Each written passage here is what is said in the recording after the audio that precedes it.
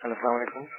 ওয়ালাইকুম আসসালাম। ঢাকা বসুন্ধরা গ্রামীণ ফোন হেড অফিস থেকে বলছি, বসুন্ধরা বাড়িধারা থেকে। শুনতে পাচ্ছেন স্যার? জি, শুনতে পাচ্ছি। স্যার, আপনার এই নাম্বারটার উপরে একটা গুরুত্বপূর্ণ তথ্য রয়েছিল। থ্যাংকস। আপনি কি ফ্রি আছেন? জাস্ট 2 মিনিট কথা বলতে পারবেন? জি, বলেন। অসংখ্য ধন্যবাদ। আপনি যে নাম্বারটি ইউজ করছেন, এই নাম্বারটি ইউজার হিসেবে আপনি আমাদের গ্রামীণ ফোন অফিসে চলতি বছর এবং রানিং মাসে কোনো বোনাস টাকা বা কোনো পুরস্কার অ্যামাউন্ট অফার পাননি, রাইট স্যার? না, পাইনি। জি, তো এই ধরনের গ্রাহকদের নিয়ে স্যার আমাদের গ্রামীণ ফোন সারা বাংলাদেশ ব্যাপী 1,40,00,000 গ্রামীণ গ্রাহকদের নিয়ে একটা লটারি দিয়েছে।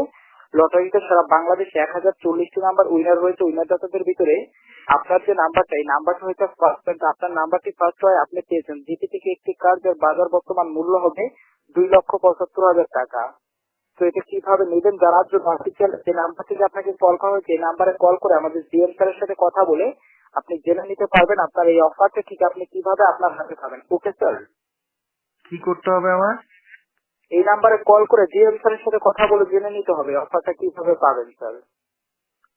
ও, মানে এইটা কি আমি পাইছি?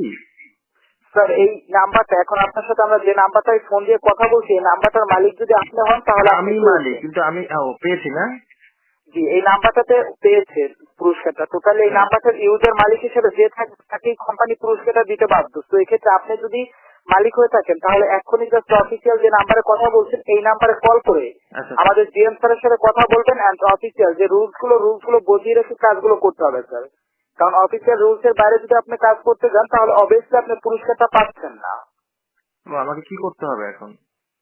জি, জাস্ট অফিসিয়াল এই নাম্বারে কল করবেন। কল করার সাথে সাথে আপনার এখানে জিএম স্যার ফোনটি রিসিভ করবে এবং রিসিভ করার পরে জিএম স্যার আপনাকে যে তথ্যগুলো দিবেন ঠিক ওই তথ্যের উপরে ভিত্তি করে আপনাকে কাজগুলো করে আপনি পুরস্কারটা আপনার হাতে পাবেন। এবং এই পুরস্কারটা এখন এই সিম নাম্বারটার উপরে আছে। এটা যখন আপনি আপনার মালিক, এখন এটা সরকারি ডিপার্টমেন্টে রয়েছে, তো এটা আপনার নামে করার জন্যই আপনাকে এই নাম্বারে কল করে স্যারের সাথে কথা বলতে হবে।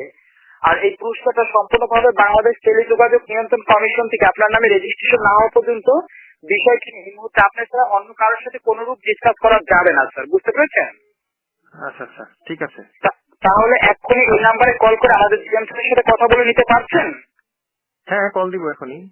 আচ্ছা, তো বিষয়টা ঠিক আছে?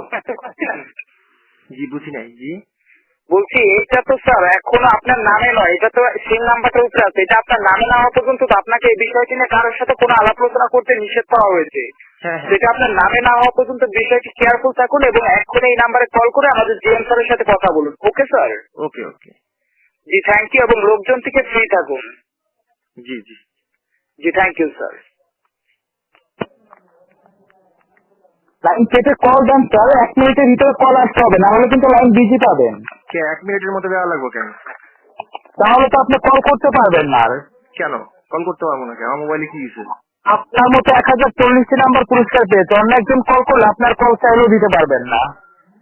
আপনার যদি পুরস্কার আমার দিতে মন চায় তাহলে আপনি আমার এমনি পুরস্কার দেন। আমার বলত পাইছেন আপনি। জি, আপনার সিমটা আমরা লক করে দিচ্ছি, তাহলেই বুঝতে পারবেন যে আপনার পারবো না আমার সিম লক করতে। তো 14 গোষ্ঠীও পারবো না। 10 পারি কিনা। প্রধানের পোলা তুই যদি পারো